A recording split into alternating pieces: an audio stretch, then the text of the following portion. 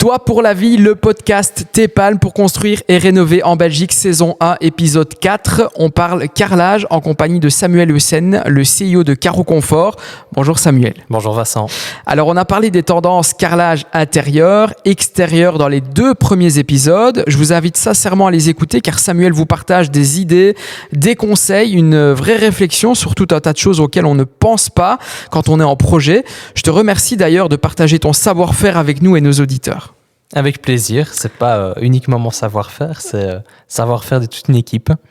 Oui, il faut le préciser, tu n'es pas tout seul, c'est vrai. Le carrelage dans le cadre d'une rénovation, c'est notre avant-dernier sujet. Petite intro et la parole est à toi. Bonjour à tous, vous écoutez Toi pour la vie, le podcast T-Palm pour construire et rénover en Belgique. L'objectif de ce podcast est de vous accompagner dans votre projet en apportant des réponses claires à vos questions. Pour cela, je vais aller à la rencontre de vos interlocuteurs dans les domaines du crédit, matériaux, énergie et bien plus encore. Alors Samuel, quels sont les premiers conseils que tu donnes quand on vient te trouver pour une rénovation ? C'est pas moi qui donne les conseils, ce sont nos vendeurs.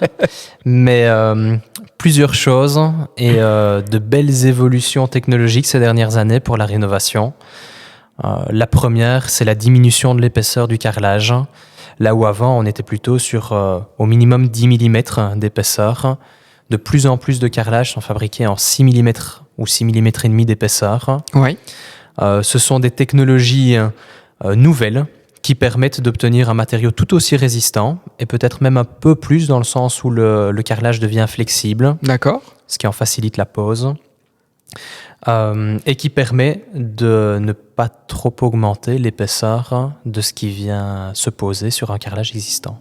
Il faut parler ici et mettre le contexte. On parle de carrelage qu'on colle sur un carrelage existant. Oui, tout à fait. Évidemment, il est possible de retirer le carrelage existant, mais ça nécessite des travaux un peu plus importants. Ce qui n'est pas nécessaire pour le portefeuille, finalement, c'est intéressant. Oui, tout à fait. Après, certaines contraintes, quand on pose sur un carrelage existant, d'accord.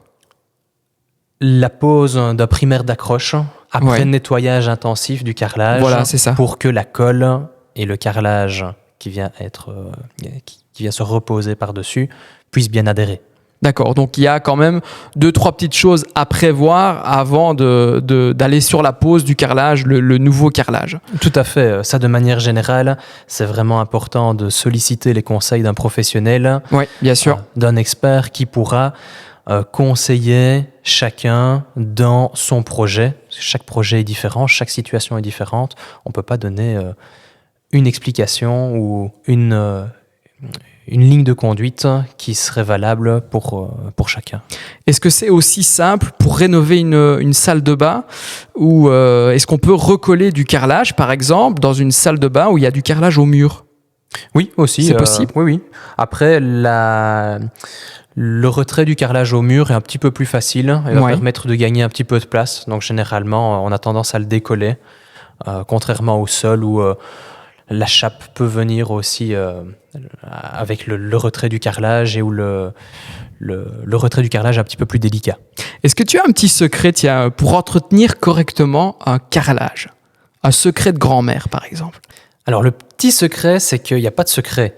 Le plus simple, c'est le plus efficace. C'est-à-dire de l'eau chaude avec quelques gouttes de Dreft ou un petit peu de vinaigre. Simplement ? Oui, tout à fait. Et au contraire, plus on utilise des produits, plus il y a un dépôt gras qui aura tendance à se constituer sur la surface du carrelage.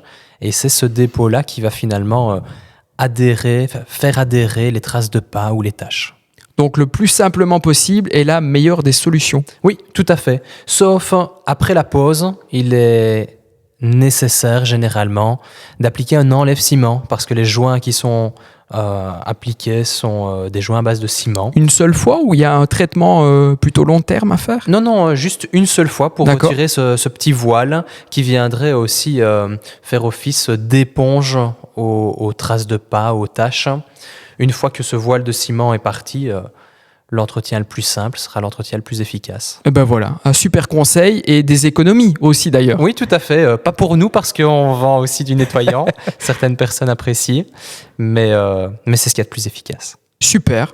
Bon, c'est la fin de ce 4e épisode. Je vous invite à soutenir ce projet, Toi pour la vie, le podcast T-Palm, en partageant cet épisode sur les réseaux sociaux et en nous donnant 5 étoiles sur Spotify.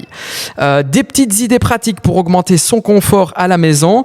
Ne ratez surtout pas le dernier épisode en compagnie de Samuel Heusen, le CIO de chez Caro Confort. C'était Toi pour la vie, le podcast T-Palm pour construire et rénover en Belgique. L'objectif de ce podcast est de vous accompagner dans votre projet en apportant des réponses claires à vos questions.